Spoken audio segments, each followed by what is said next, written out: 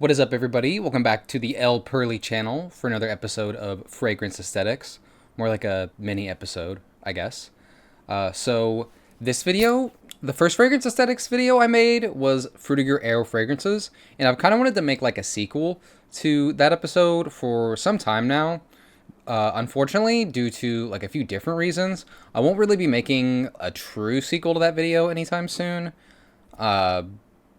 But I think with the spring and summer coming up, it would be fun to do kind of like kind of like a similar but adjacent concept, like a mini.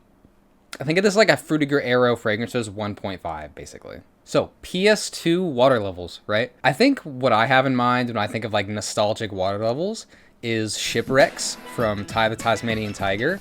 Also the sub level from Banjo and Kazooie, maybe the beach level from that game as well. I put PS2/Wii in the title for clarity, but we can include like a little older, maybe a little newer games as well. I think it would be a shame to leave out stuff like Super Mario 64's water levels, and the GameCube and the Wii pretty much look the same up to a certain point. Let me know in the comments what your favorite water level is. I remember Final Fantasy X and Super Mario Sunshine having really good looking water. You can't leave out Kingdom Hearts water either. Kingdom Hearts water is like half the reason this video was made. Where's the Miiverse guy when you need him? First up on our list today, we've got Seaglass by Alkemia. See, I've got my little glass right here. You might recognize the name from some of the other fragrance videos I've done in the past. Alkemia, I've mentioned them a lot in this series, so I was pretty excited to try them for the first time. They make very interesting products. I wouldn't really call them like concept fragrances. A lot of their stuff leans towards concept fragrances. I don't know if I would call Seaglass a concept fragrance, but a lot of their stuff is sort of like concept fragrances. Very, they are an indie company, so very, you know, a lot of their stuff is very out there. Like I said, I wouldn't really call this one like super high concept. It's very cologne-y. It's very like it fits in that category of the video, like old, you know, nostalgic, aquatic, stuff like that. But it's very, it's kind of like, it's very cologne-y. It's very old style cologne-y. I don't know if I would say this is like barbershop level. I swapped the dog cam on so you guys can have real-time dog updates while I'm doing this cologne review. But yeah, I wouldn't exactly call this like a barbershop cologne or anything, but it's very, I expected it to be a bit sweeter. I don't want to say like I got scammed by this or anything. I do really like it. I'm just not huge on the old style stuff. Seaglass from Alkemia, I do recommend it, by the way. Don't let me, you know, just because it's not for me doesn't mean it's not for you, right? This gives me like a, almost like a, like I said, like a very like woodsy deodorant type vibe, which, you know, a lot of people really like. But yeah, despite what I've said, I do think it's got like a very pleasant, nostalgic, aquatic sense to it. It's just not exactly what I expected. I feel like there are a lot of people who would like this though. You know, this would probably suit someone. If you spent a lot of hours grinding Wave Racer as a kid, I could see this suiting you. Seaglass isn't on Fragrantica, but the notes on Alkemia's shop describe it as a summer tide of starfruit, mango, yuzu, lemon verbena, seafoam sage, French tarragon, rosewood, cypress, saffron, gray ambergris, and a kiss of salt water from the sea. The projection on this isn't crazy, but it lasted a pretty long time on my skin. And for $25 plus shipping, X-Ray wasn't really... For $25 plus shipping, it wasn't an awful deal. You know, it's a very pleasant scent. They even threw in a couple of samples, which was very pleasant of them. But $25 plus shipping for the X-Rite, it wasn't an awful deal. I'll probably give Alkemia another chance in the future. Either way, you know, they have a lot of interesting concept perfumes and stuff, so I was happy to finally support them. Like I said, this wasn't what I expected, but I think a lot of people would enjoy it. I would recommend it if it sounds up your alley, if you like how a lot of those deodorants smell. Moving on to the next fragrance on our list, we've got Seahorse by Zoologist. This one is super unique. It's sort of another take on the generic fresh blue cologne with a note breakdown that'll definitely turn a few heads. Fennel. Fennel. Yes. It's okay. It's not the bad kind of. Fennel, tuberose, and algae are probably the biggest head turners in the note list, but I don't really detect a lot of the promised algae notes, which is unfortunate because that's kind of really what I was expecting and looking forward to. I get a lot more of like a fresh, like floral vibe from this. The floral notes, like particularly the tuberose to me, stand out a lot. Tuberose and the fennel mostly stands out to me. This one was described by Fragrantica as a floral aquatic, and I guess I would agree. It's like really sweet, like almost sickeningly so. Oh, she sees something. She sees somebody walking by. Okay. This fragrance was like very like sickeningly sweet to me. Honestly, every time I've worn Seahorse by Zoologist, it's given me a headache. Just to be completely honest with you, but I do think it smells very interesting. It smells very nice. It kind of reminds me of like Fruit Loops almost. That's what it sort of reminds me of. It's like a very sweet kind of like synthetic smell. I think it's the fennel that throws me off too. Fennel.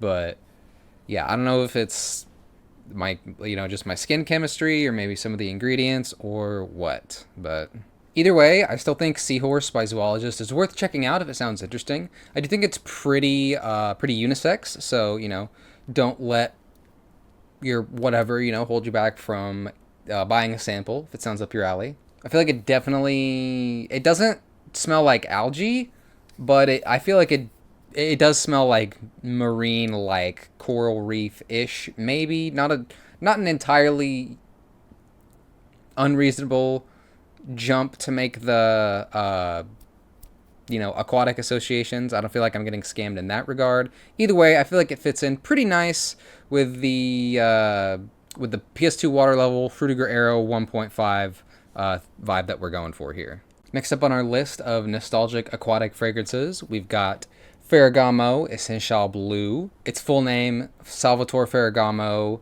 Acqua Essenziale Blue. I just call it Essenziale Blue because it's way easier. This one is a super heavy tonka and amber fragrance with a bit of powdery sweetness to it. There's a good amount of like very subtly woody, slutty lavender. That's what I'm gonna say.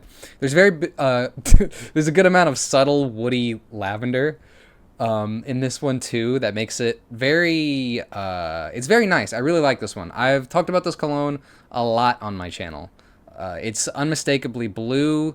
It's very difficult to describe, as like most good fragrances are. I think it fits the category of today's video really nicely though. It's super cheap. It smells good. I think you could get away with wearing it every day, not just during the spring and the summer.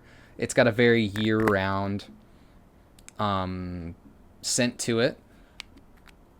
Like I said, definitely you're gonna see mostly the tonka and the amber, but like I said, that lavender, it's difficult to describe, but hella cheap. You can get a bottle for like 20-30 bucks. Definitely recommend it if you see it at a bottle at TJ Maxx or Marshall's or something. I think you could wear this to the beach or the library, just whatever you want to do. It's very classy. It's got a bit of sexiness, a little bit of spiciness hidden under that like powdery scent to it.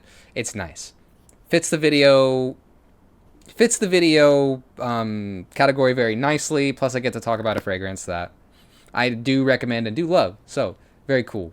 If I had to think of something that this reminds me of, this would be like maybe like a hub world, maybe like a beach hub world for a PS2 game, or something like the rest area from Melee or Brawl is like, it weirdly reminds me of that, even though those are very green. This isn't a green fragrance at all. I've recommended Ferragamo Acqua a couple times on this channel.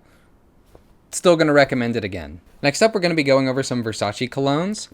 For the most part, if I don't mention the price, just assume that retail is a pretty hefty price tag, but resale on like a resale site or like I said, like a TJ Maxx or a Marshall's, generally those are pretty good deals. So first up is Versace Man of Fraiche. I kind of went over this one pretty briefly in my frutigerero video, but I wanted to double down on it and say that it's very nice, sort of like beach adjacent scent that can inspire a lot of nostalgia. Man of Fraiche, which roughly translates to Man of Fresh, is like a very, I would almost say like subtle cologne. I think subtle would be the best way to describe it. It doesn't really lack projection. so to speak, but it doesn't punch you in the face like other colognes do whenever you smell it. But it's still a very pleasant smelling cologne, and I would recommend it.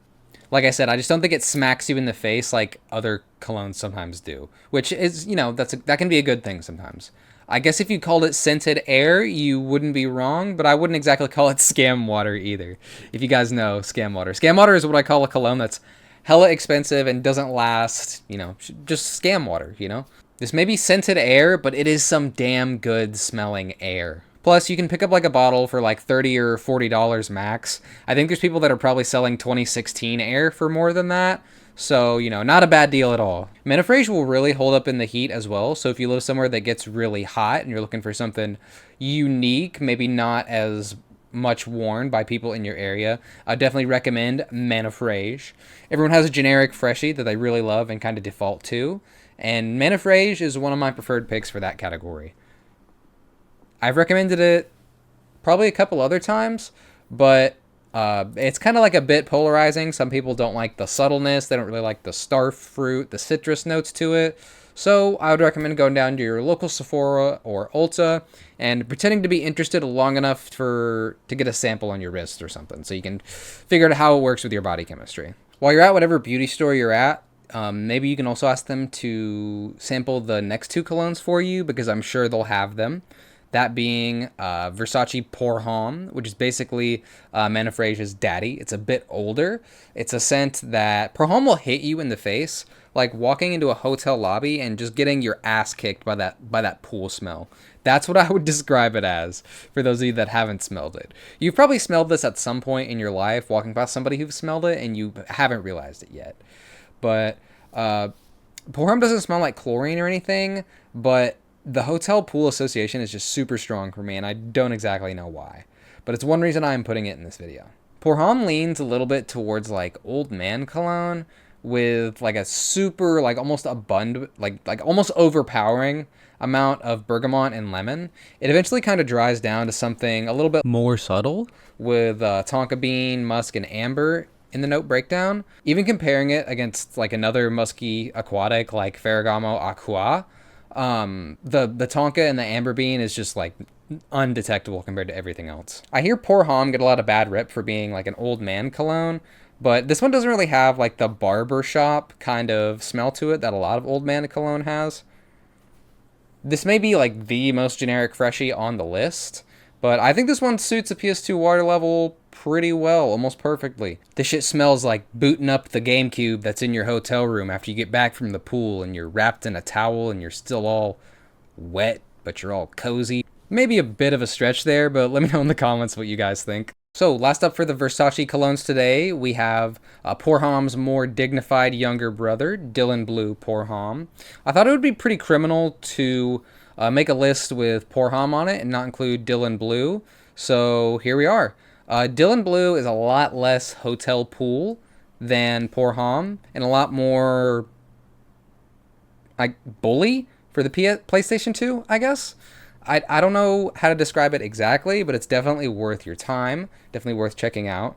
It's a very amber forward blue cologne, but I wouldn't really describe it as blue in the traditional sense, so to speak. Fresh spicy, I think, maybe a more accurate description. Dylan Blue gets a ton of praise, and many people have given their thoughts on it, including me in my Is Versace Overrated video, so I won't spend a ton of time going over it. I will put the note breakdown on screen for you all, but what you do need to know is it smells good. It's worth getting if you can get it for cheap, like many things in life. Like I said, most of your like local, Ulta, Sephora, Dylan Blue is popular. It's not hard to find.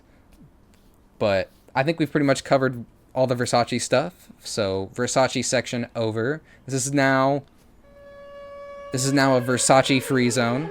In a video full of nostalgic aquatics, I thought it would be a bit silly not to mention the classic aquatic, Acqua Di Gio by Giorgio Armani. First released in 1996, Acqua Di Gio has had many reformulations and tweaks to the original formula, as well as many sister fragrances and flankers released over the years, but many people seem to enjoy the 2024 release and the Profundo flanker the most, from what I can tell. Acqua Di Gio was one of, if not the first, aquatic fragrances ever released. And what pretty much everything in this video can owe their existence to, in the same way that we humans can blame Tiktaalik for the suffering that we all go through. What can I say about Acqua Di Gio that hasn't been said, honestly? The cologne is 3 years older than me, so I'll leave the note breakdown on screen and let you guys figure it out. So now that we've covered the original Fresh Aquatic, I feel like we can go to the logical conclusion of the genre of fragrance, moving up to the next and last item on our list. Pool Boy by Xyrena is a niche citrus aromatic fragrance released in 2016. As the name and bottle suggests, this fragrance goes for a very pool-adjacent scent with a good degree of success. You all may recognize Xyrena from their Dark Ride fragrance, which is specifically meant to smell like Disney's Pirates of the Caribbean amusement park ride. So these guys are no stranger to chlorinated water smell. While I didn't have enough money for a full bottle of Pool Boy, this is one that I've had my eye on for a while, and partially the reason why this video exists. The note breakdown on this is pretty small, pretty simple, as it's a linear fragrance that doesn't change much over time. The reviews on this one are pretty brutal, with them describing it as a urinal cake and chlorine hotel pool smell, which is pretty wacky, but I feel like if you're this far into a video on niche cologne, you're probably looking for something pretty wacky. I will note that this doesn't have a single bad review on Xyrena's website, and that all the reviews mention it having a totally monstrous performance. So, if you've got $98 plus shipping, treat yourself to a bottle of Pool Boy by Xyrena. I really want to try it, but unfortunately, their sample kits are out of stock. So, Xyrena, please restock it. I'm on the email list. Please.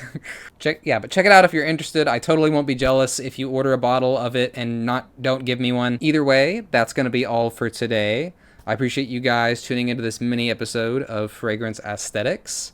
Make sure to check me out on other platforms, including my Twitch stream, if you guys like the content. Thank you for watching, and goodbye.